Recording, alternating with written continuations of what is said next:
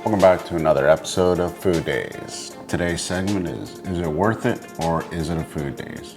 And today we're cooking the man, the myth, the legend, Grordan Ramsay's shepherd's pie recipe. As you can tell, there is a lot of shit going on here. This is basically everything for the mince, and this is basically everything for the topping of mashed potato. This is not an easy recipe. He says it's easy in his, but it can be tedious. To make this whole thing in total, it's probably gonna take you about an hour to an hour and a half. If you take your time, make sure you don't burn everything, because you gotta remember this thing's going in the oven. And this is basically everything you're gonna have to clean, from straining material to a ricer, or if you wanna use your hands, wine. I mean, there's just so much stuff that's going on here. So we're gonna get started, do our mise en place, have everything in its place. That way we can just start cooking right away. And I'll give you a step-by-step process on what to do. All right, so let's hop to it. Okay, so I can tell you right off the bat, I'm making a double batch. So because I'm making a double batch, I'm going to use 1 whole onion and 2 carrots.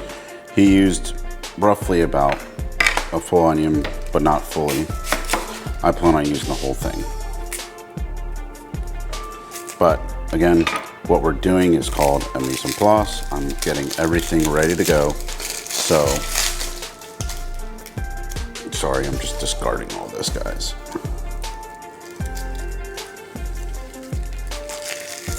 So what I plan on doing is I'm discarding all this stuff or getting everything ready. So when it comes time to cook the meat, I can just add everything to it. You're just gonna take your box grate and just shred it. You're going to cry. Letting you know that now.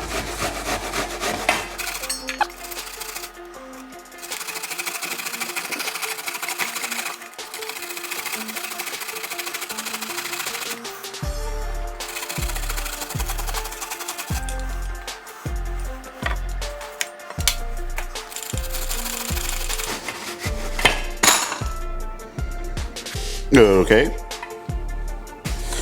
Well, at this point, you should have seen that onion flip, and I should have edited out most of this, but we're about finished.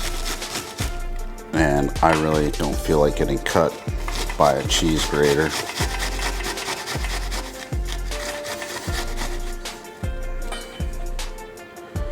Now, he did all this right off rip into the pan, so I'm not going to discard any of that onion juice, but we're going to use the same box grater.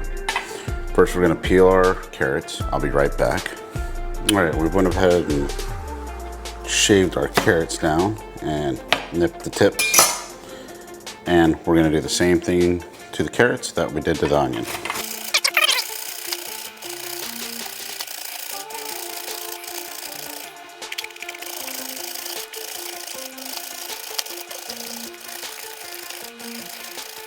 And to get a little snack at the end. So this is what he did. He had the carrots and onions. Trust me, it doesn't matter if they're in separate containers. They're going into the mince, so it's not gonna make a difference. And last but not least, we're gonna add our garlic. All right, let's get our garlic going.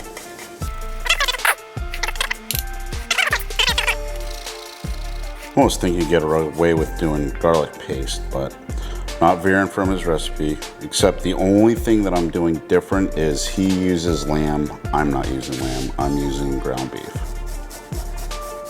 Just because I really care less for lamb meat.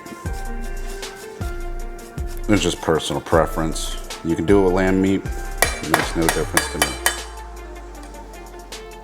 All right, that's that. While you've got a second, clean up your area. All right, next he takes thyme. That's the easiest thing on the planet. Just take the sprig and reverse it. And he puts quite a bit in here. So don't quote me on exact measurements, I don't know. But I would probably say it's about a good tablespoon of thyme. because I mean this is going to be like the only herbal seasoning next to rosemary, so, and thyme does go a long way. Hefty tablespoon of thyme. Now we're going to chop up rosemary. Comes to rosemary, you do the same thing, just kind of pull it reverse. Don't want any of the stems. That seems like a fair amount for what we're cooking. A rosemary goes a long way, I'm telling you. So be careful on how much you put in there. Make sure you're just getting the leaves. Don't take these stems with them. Kind of sift through it. Make sure you get out all these hard bits because you don't want to chew that. That's disgusting. Do your little eagle claw and try and chop up as best as you can and as fine as you can. It also helps to have a very sharp knife. And if it's not perfect, hey, just go through it one more time.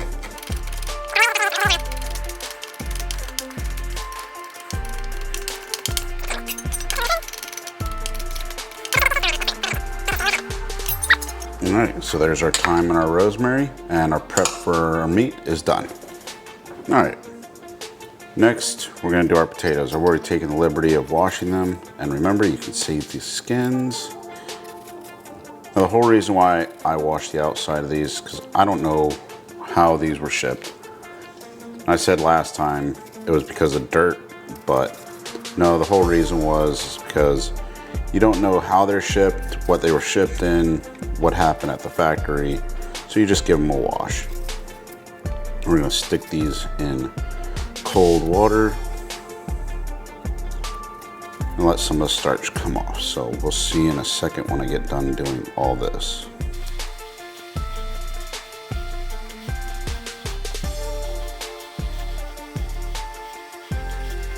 Now just like my mashed potatoes, we're going to use a potato ricer like Grordan does. The difference is he only adds a couple egg yolks and Parmesan Reggiano cheese. That's it. So before we get to that process, we're going to do exactly what we did before with my mashed potatoes. We're going to chop these up and make sure they all can cook evenly. I'm not going to show you this, you've already seen this before, so we're going to probably go right into cooking the mince.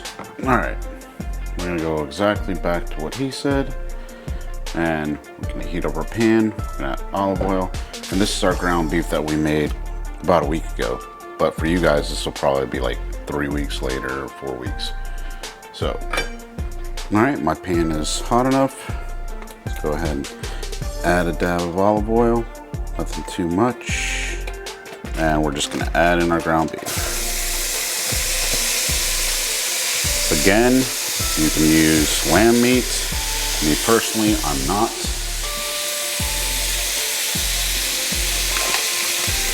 I prefer it with ground beef.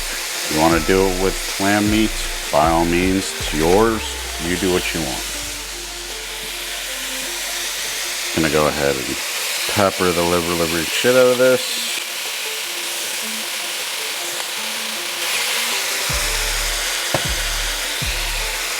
And we're going to salt it.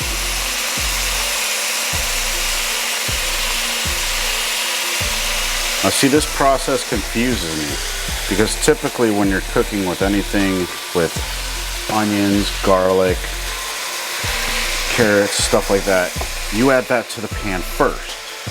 Then after that, then you add your meat and then you glaze it. Why he does it meat first or lamb first, I don't get. I mean, I understand the olive oil because lamb, now I understand why you use olive oil. Lamb doesn't have that much fat. This is about an 80-15, so this doesn't have that much fat either. But we're gonna go ahead and brown this up, get it nice and cooked. See, all that for me, that's just too much fat. I'm probably gonna strain all that out. I just don't feel comfortable with it. gold in there, so I'm gonna go ahead and strain it. You gotta think beef has a lot of fat as it is, so you don't want this fatty. Some fat is fine, but I mean, look at that. That's about a cup and a half of just beef grease. No. I mean, you could cook that out, but it would take forever. And we're not trying to be here all day. There's one guy, I forgot his name, but he always says, we're here for a good time, not a long time. Sorry, stealing your quote for a second there, bud. We're gonna go ahead and add our veg. We're gonna salt and pepper it one more time because I'm sure when I did that, I got rid of a lot of the seasoning. All right, let's go ahead and cook this down. I'm gonna go ahead and add in our rosemary and our thyme. Get all these flavors starting to integrate and cook in there. Don't worry about it, they're not gonna burn. There's so much fat in here. It's just gonna melt and become just aromatic inside. Gonna add some Worcestershire sauce.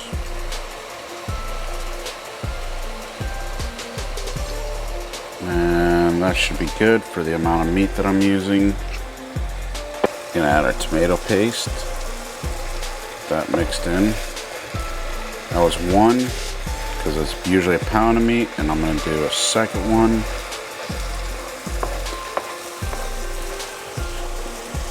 Two. Basically doubling this recipe, so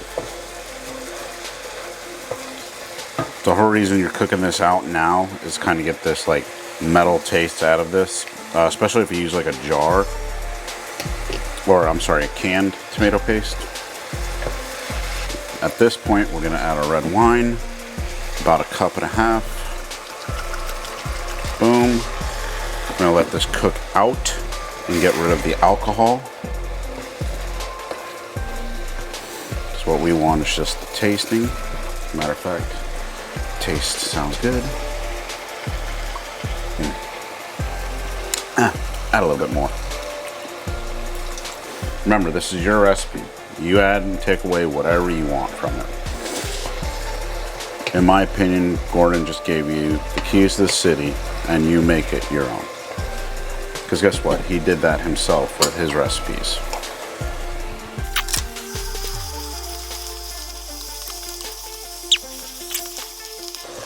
All right, cooked out our red wine. Now we're gonna add beef stock.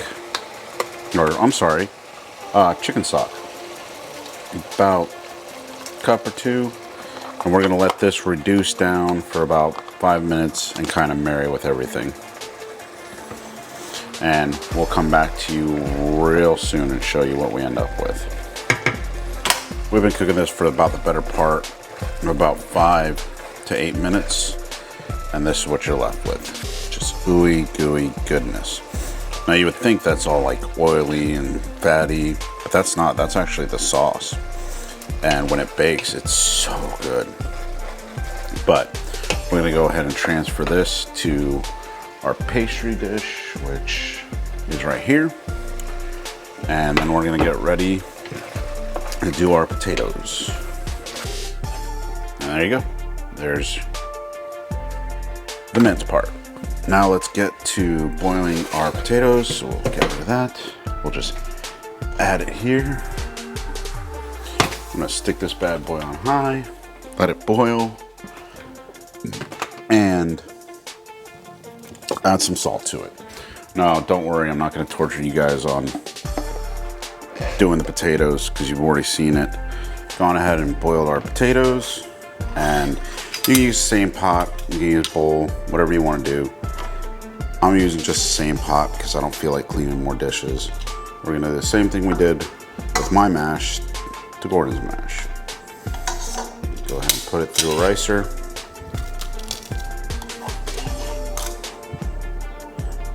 And we'll speed through all this so you don't get bored watching.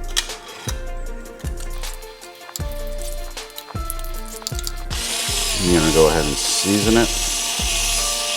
So, salt, pepper. Make sure this is well peppered. Now we're gonna add in 3 egg yolks. We just want the yolk, we don't want the white. 2. All right. Give this a good mix.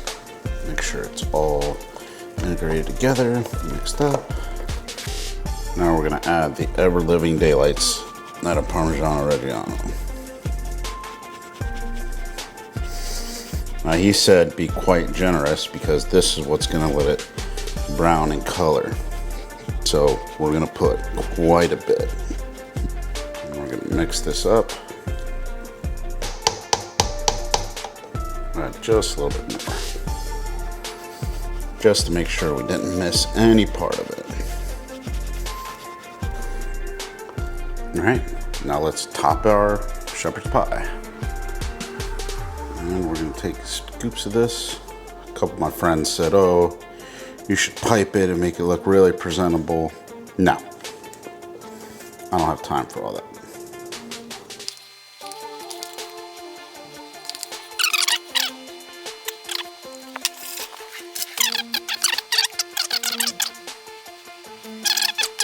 And I'm gonna add more to the top of it, like he said.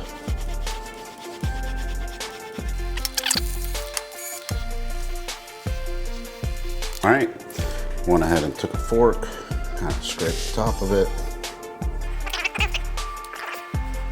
All right, now we shove this in the oven for 18 to 20 minutes at 360 degrees. So we'll see you then. Our shepherd's pie is done, but I'm gonna go ahead and stick this under the broiler just for a second to kind of get this crust a little bit more cooked, so. All right, it's been about 5 minutes. Let's break into this bad boy.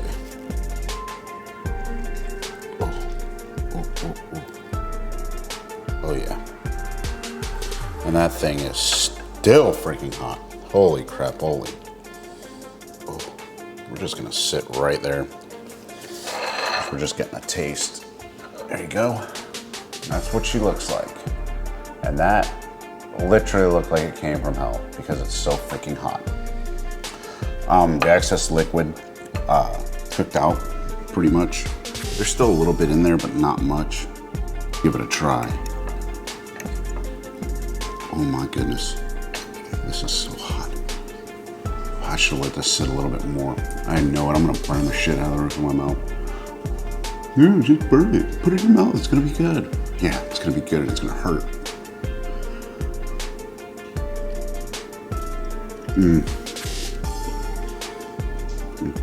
A little bit of fat bristle. That's okay. That's so tasty. I mean, mind you, this is our brisket and chuck mix, so. Little potatoes, so fluffy. Yeah. Is it worth it or is it a Food Daze? Fucking worth it. In the words of Grordan Ramsay. But it does take time. I'd probably say the cook time on this was about an hour. While you're waiting for everything to bake, clean up the mess that you're gonna make. But yeah, don't forget, like, subscribe, comment, ring the bell for notifications. And remember, don't get caught in Food Daze. Whew, taking this with me. See ya.